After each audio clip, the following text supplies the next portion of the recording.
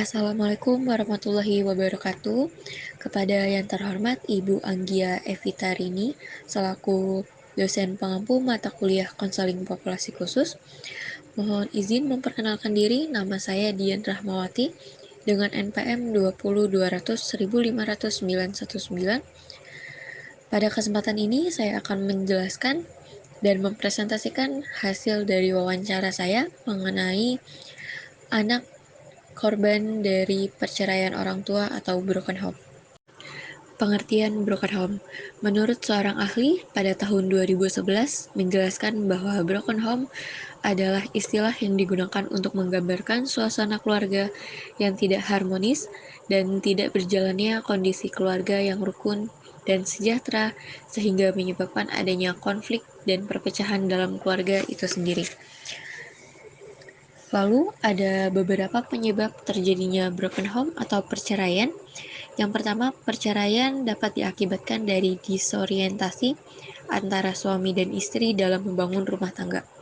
Kedua, tidak adanya komunikasi yang terbuka dan dialog antar anggota keluarga. Yang ketiga, ketidakdewasaan sikap orang tua karena selalu memikirkan diri sendiri daripada anaknya. Yang ketiga, orang tua kurang rasa tanggung jawab dengan alasan kesibukan pada materi. Yang keempat, adanya perselisihan atau rasa benci dalam keluarga. Selanjutnya, kurangnya mendekatkan diri pada Tuhan yang membuat orang tua tidak dapat mendidik anaknya dari segi keagamaan. Selanjutnya, terkait permasalahan perekonomian, masalah ini seringkali menjadi pemicu pertengkaran. Dan yang terakhir, kurangnya pengetahuan suami ataupun istri terhadap keluarga mereka sendiri. Selanjutnya, dampak dari broken home terhadap pertumbuhan dan perkembangan pada diri seorang anak.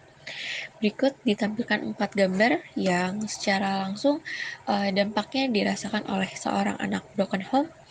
Yang pertama, anak dapat menjadi lebih emosional, seperti lebih marah, menjadi pemarah, sensitif, dan yang lain-lain. Yang kedua, anak menjadi tidak percaya diri. Yang ketiga, anak akan secara langsung untuk mengisolasi dirinya, menganggap permasalahan yang terjadi itu sebagai sebuah aib yang malu untuk orang lain tahu. Dan yang terakhir, anak menjadi menyalahkan dirinya dia sendiri sebagai akibat dari perceraian yang terjadi pada rumah tangga kedua orang tuanya. Selanjutnya, ada beberapa dampak juga yang terjadi pada anak sebagai akibat dari perceraian orang tua, yaitu yang pertama, penurunan akademik. Menurut beberapa penelitian, anak-anak yang menjadi korban perceraian seringkali mengalami masalah perilaku yang kemudian berdampak buruk pada kemampuan akademik mereka. Yang kedua, kecenderungan anak untuk terpengaruh akan hal-hal yang buruk. Anak-anak yang menjadi korban perceraian itu cenderung merasa tersesat, tidak adanya dukungan atau support dari keluarganya, sehingga mereka lebih mudah terlibat dalam penggunaan seperti rokok, dari hal-hal yang kecil seperti rokok, lalu ke tingkat yang lebih tinggi seperti meminum alkohol atau obat-obatan terlarang. Selanjutnya, dampak yang langsung dirasakan oleh anak yaitu kualitas hidup yang rendah. Anak-anak yang kedua orang tuanya bercerai biasanya mengalami penurunan kualitas kehidupan. Hal ini disebabkan karena adanya pembagian pendapatan. Yang keempat, mengalami pelecehan. Perceraian mampu membuat anak-anak berada pada resiko yang lebih tinggi untuk menerima pelecehan dari orang lain dan rentan terkena permasalahan kesehatan. Selanjutnya, tekanan psikologis. Trauma psikologis pastilah dialami oleh anak yang menjadi korban perceraian orang tua. Mereka bisa menderita stres, depresi, kecemasan, dan efek psikologis jangka panjang lainnya. Selanjutnya, apatis dalam berhubungan. Perceraian tentu memberikan dampak kepada diri anak, salah satunya dalam membangun hubungan. Perceraian mampu menimbulkan trauma yang berkepanjangan bagi anak-anak. Bisa jadi mereka menjadi orang yang merasa apatis dengan sebuah hubungan dan menganggap bahwa hubungan bukanlah hal yang penting. Dan yang terakhir, seseorang anak akan dapat dengan mudah terjerumus untuk melakukan seks bebas, menganggap sebuah hubungan bukanlah suatu hal yang penting, seperti di poin sebelumnya, apatis dalam berhubungan. Jadi untuk meluapkan apa yang nafsu yang dia rasakan, anak akan mudah untuk melakukan seks bebas. Seks bebas mampu menjadi pelarian anak yang dari korban perceraian untuk memperoleh kepuasan dan perhatian. Sementara itu, menurut seorang ahli bernama Rine tahun 1990 mengemukakan bahwa dampak dari perceraian pada anak sudah banyak dibahas. Di antaranya adalah perceraian berdampak pada pendidikan, dukungan, dan intervensi pada korban perceraian. Baik, pembahasan selanjutnya mengenai hasil dari wawancara saya terhadap klien dengan permasalahan yaitu korban dari perceraian orang tua. Pembahasan yang pertama mengenai deskripsi klien. Jadi klien ini merupakan anak pertama dari 3 bersaudara dengan inisial AR. Pada saat ini AR sedang menempuh pendidikannya di salah satu SMK swasta kelas 11 atau kelas 2 SMA. Klien dengan 2 saudaranya berjenis kelamin laki-laki. Pada saat ini, AR atau klien yang merupakan korban dari perceraian kedua orang tuanya mendapatkan hak asuh untuk tinggal bersama dengan ayahnya, sedangkan kedua adiknya mendapatkan hak asuh untuk dirawat dengan ibunya. Untuk perceraian ini sudah berlangsung, sudah terjadi perpisahan sejak AR duduk di bangku kelas 1 SMP. Lalu pada saat ini hubungan AR dengan ibundanya kurang intens dikarenakan AR hanya berkomunikasi secara handphone, lalu berkunjung ke rumah ibunya itu hanya waktu-waktu libur sekolah saja, jadi tidak intens untuk mendapat perhatian mengenai pendidikannya. Pembahasan selanjutnya yaitu permasalahan yang sering muncul atau dialami oleh AR. Untuk yang pertama yaitu AR merasa tidak mendapatkan perhatian yang cukup dari kedua orang tuanya karena dituntut untuk hidup mandiri pasca perceraian. Jadi kedua orang tua AR sampai saat ini bekerja masing-masing karena AR ini tinggal bersama ayahnya dan ayahnya bekerja sebagai seorang driver di salah satu bank.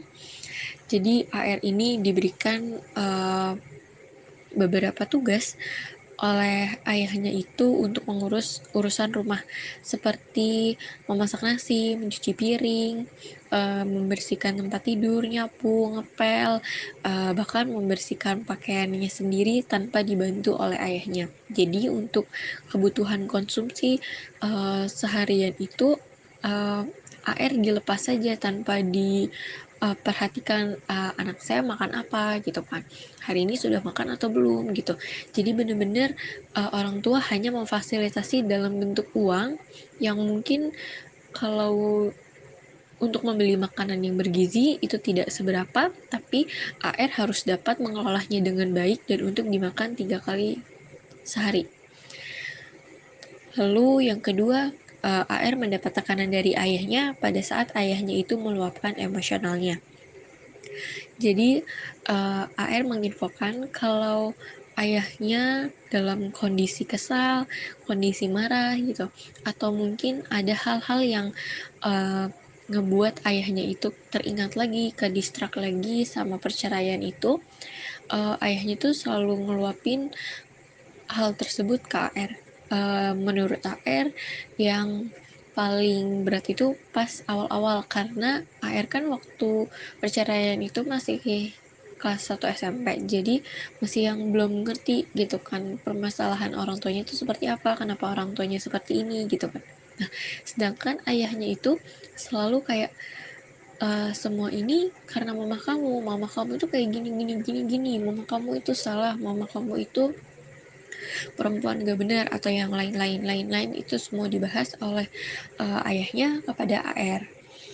Lalu yang ketiga, AR memiliki semangat belajar yang rendah, tidak percaya diri, dan kadang-kala menyalahkan dirinya sebagai salah satu uh, akibat dari perceraian orang tuanya. Jadi AR ini sempat bercerita kalau dia itu sebelum perceraian itu terjadi, dia itu aktif banget di ekstrakurikuler futsal, untuk di sekolah, bahkan di lingkungan rumah tempat tinggal sebelumnya gitu, sering ikut-ikut perlombaan. Dan untuk prestasi belajarnya, AR itu dapat mengoperasionalkan komputer dengan baik gitu, paham sedikit-sedikit mengenai jaringan dan punya rasa ingin tahu yang lebih gitu. Nah, semenjak perceraian itu terjadi, mungkin nggak langsung yang prestasi atau semangat belajarnya itu langsung tiba-tiba amblas menurun, tapi hal itu dirasakan AR akhir-akhir ini gitu kan, benar-benar kehilangan semangat belajarnya, kayak aduh maunya cepet-cepet lulus aja, maunya cepet-cepet cari kerja aja, mau keluar dari rumah, mau nyari kebahagiaan sendiri, ngehidupin diri sendiri, cuman mau ngurusin adik-adik aja, seperti itu. Dia tidak percaya kepada kemampuan dirinya sendiri yang mungkin untuk guru-guru yang mengajar di sekolah AR itu sebenarnya pintar, AR itu sebenarnya bisa nih mendapatkan prestasi yang lebih membanggakan gitu kan, tapi karena ketidakpercayaan diri AR terhadap kemampuannya sendiri dan tidak mendapat dukungan juga dan perhatian dari kedua orang tuanya terkait akademiknya, jadi ya udah, si AR-nya mengikuti apa yang menjadi kemauan dari dirinya sendiri. Dan yang terakhir, AR itu sampai saat ini masih belum bisa menerima perceraian yang terjadi di dalam rumah tangga kedua orang tuanya. AR sempat bilang, kenapa harus orang tua saya gitu? Apakah orang tua saya bisa kembali ke hubungan yang semula? Bagaimana cara untuk mengembalikan hubungan mereka harmonis lagi? Saya maunya tinggal sama mereka satu rumah. Saya mau bisa duduk makan bareng-bareng sama keluarga saya. Saya mau nonton bola bareng. Jadi apa yang AR sebutkan itu seolah-olah memang AR tuh menginginkan kedua orang tuanya itu harmonis lagi. Jadi AR tidak mengharapkan kedua orang tuanya itu berpisah lalu membangun keluarga masing-masing, enggak. Yang AR mau kedua orang tuanya harus rujuk lagi, balik lagi, harmonis lagi, kumpul bareng-bareng lagi. Sedangkan orang tuanya tidak uh, mau mendengarkan apa yang menjadi saran anaknya atau kemauan dari anaknya. Tetap pada kekeh dan pendirian masing-masing. Pembahasan selanjutnya mengenai analisis kebutuhan klien. Yang pertama yaitu dukungan dan perhatian yang cukup dari kedua orang tuanya terhadap karir dan masa depan AR. Yang kedua yaitu kondisi damai dari kedua orang tuanya. Adapun analisis dari nomor 2 ini dimaksudkan yaitu terciptanya hubungan yang damai antara si ayah dan si ibu, berusaha mampu saling memaafkan, tidak saling menjatuhkan, tidak saling menyalahkan, dan berusaha untuk mengubur apa yang sudah berlalu dan berkomitmen untuk menjadi lebih baik di masa yang mendatang, khususnya untuk anak-anaknya. Dalam hal ini kondisi damai juga diperlukan guna mendukung AR dalam hal karir dan masa depannya, dan berusaha untuk mengubah kehidupan AR yang tadinya broken, tadinya pecat, tadinya nggak percaya diri lagi, jadi menjadi individu yang lebih baik. Perceraiannya itu bisa dianggap bukanlah sebuah hal yang memberatkan. Berusaha untuk memberikan pemahaman kepada AR tentang perpisahan yang terjadi itu sebenarnya bukan salah AR, bukan karena salah ibunya atau salah ayahnya, tapi memang adanya ketidaksejalanan visi misi yang terjadi di antara kedua belah pihak. Diusahakan sebisa mungkin untuk memberikan pemahaman sesingkat-singkatnya, sebaik-baiknya kepada AR, agar AR dapat memahami kondisi perpisahan yang terjadi bukanlah hal yang karena suatu permasalahan atau mungkin karena dirinya. Dan yang terakhir yaitu analisis kebutuhan dari AR, yaitu komitmen dari kedua orang tuanya untuk menjaga dan merawat serta membimbing AR terkait pendidikan, karir, kehidupan di masa yang mendatang. Jadi kayak contohnya seperti tadi, AR mendapatkan tugas untuk uh, mengurus dirinya sendiri, bahkan mengurus rumah, mencuci baju gitu. Tidak ada salahnya untuk mengajarkan anak untuk hidup mandiri, tapi orang tua juga perlu ada andil gitu dalam mengurus anaknya gitu. Misalkan AR harus tinggal sama ayahnya, atau it's okay, kenapa nggak bangun pagi bareng-bareng AR dengan ayahnya, membersihkan rumah, membereskan rumah bersama gitu kan, membuat sarapan bersama, itu akan jauh lebih baik daripada keseluruhan itu AR yang melakukan. Dan apa namanya, ibunya meskipun tidak tinggal serumah atau tidak berdekatan, seenggaknya memberikan perhatian nih kepada AR, seperti menanyakan sudah makan atau belum nak gitu, atau mungkin bagaimana harimu, apakah ada hal yang membuatmu sedih hari ini gitu kan, ada kejadian apa di sekolah, bagaimana mata pelajarannya, bagaimana ujiannya hari ini gitu. Atau mungkin menanyakan seputar ekstrakurikuler dan rencana masa depan AR. Oke, baik. Selanjutnya mengenai potensi apa sih yang bisa dikembangkan dari dalam diri AR. Yang pertama, mengenai keterampilan AR dalam mengoperasionalkan komputer. Seperti yang diketahui, kalau AR ini saat ini duduk di bangku kelas 2 SMK swasta dengan jurusan teknik komputer. Jadi AR ini diharapkan dapat mengembangkan keterampilannya dalam mengoperasionalkan komputer dan jaringan. Apalagi kalau kelas 2 sudah dipersiapkan untuk uh, terjun ke dunia kerja, biasanya nanti PKL, diharapkan AR dapat meningkatkan keterampilannya dan belajar lebih giat lagi. Dan yang kedua, AR ini memiliki kepedulian yang tinggi terhadap alam. Seperti yang diketahui, kalau AR ini hobi banget untuk naik gunung, terus juga merawat suatu tanaman gitu kan. Uh, yang ketiga, keterampilan AR dalam olahraga futsal. Seperti yang tadi saya bahas, kalau AR ini sempat mengikuti beberapa perlombaan, baik itu di lingkungan rumah maupun di lingkungan sekolah terkait olahraganya yang ia gemari, yaitu futsal. Dan AR ini memiliki rasa kepedulian yang tinggi terhadap sesama. Contohnya kalau misalkan ada korban bencana gitu kan, AR tuh mempunyai inisiatif yang tinggi bersama dengan teman-temannya, ngajak teman-temannya, yuk kita penggalangan dana, kita cari dana gitu kan, kita bekerja sama nih dengan pihak-pihak sekolah atau OSIS atau mungkin pengurus kelas lainnya untuk menggalang dana, membantu untuk korban-korban dari misal bencana kebanjiran gitu kan, atau mungkin bencana korban erupsi gunung. Tidak hanya itu, kepedulian AR juga ia tunjukkan kepada orang-orang yang mungkin kehidupannya tidak jauh lebih baik dari AR gitu. AR merasa dengan kehidupannya yang berat menurut dia sekarang gitu kan, ada hal yang sebenarnya orang itu lebih berat lagi gitu, dan dia tidak sungkan untuk menolong orang tersebut.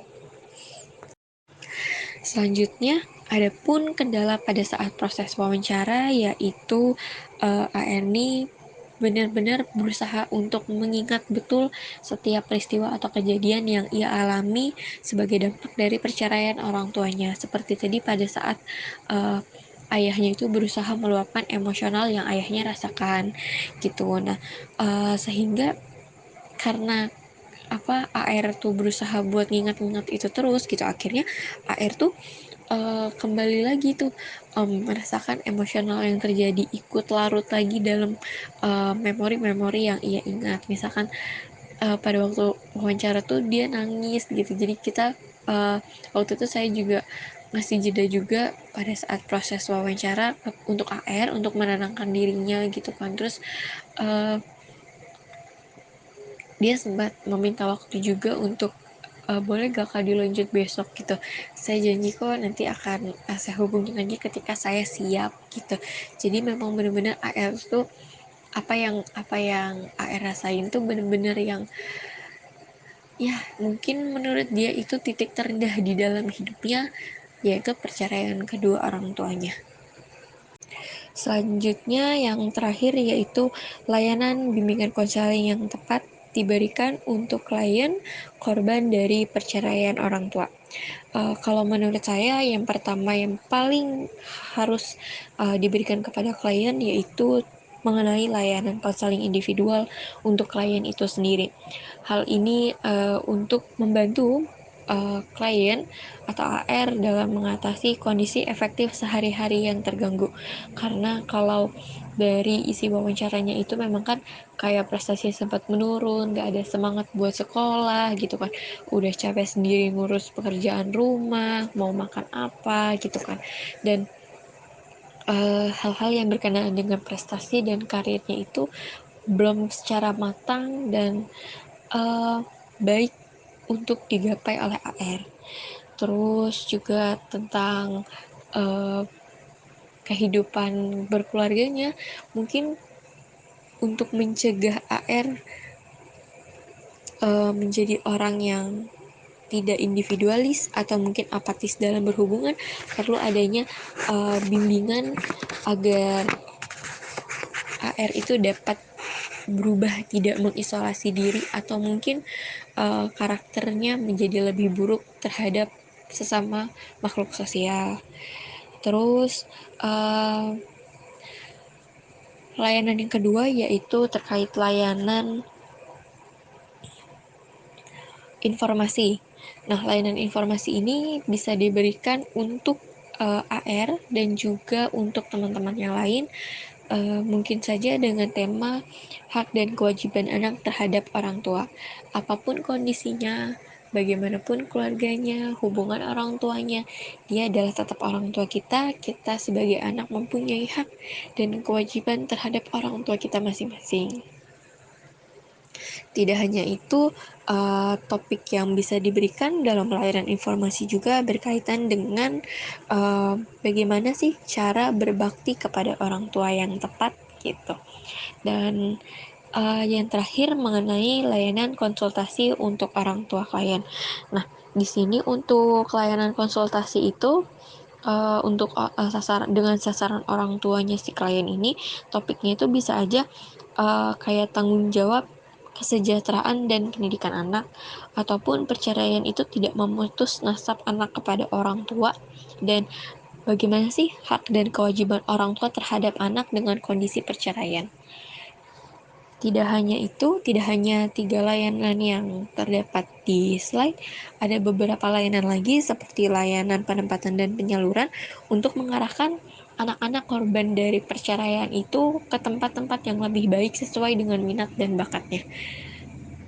Kayak contoh AR ini tadi kan senang banget futsal, punya prestasi juga di dalam bidang olahraga futsal. Nah, bisa aja dengan diberikan layanan penempatan dan penyaluran, hobinya yang AR miliki itu dapat tersalurkan dengan baik. Terus juga tadi AR tuh suka banget dengan alam, bisa dimasukin dengan ekstrakurikuler pecinta alam gitu kan. Atau kegiatan-kegiatan positif lainnya yang mana itu membantu AR agar tidak terjerumus kepada obat-obatan terlarang atau pergaulan bebas.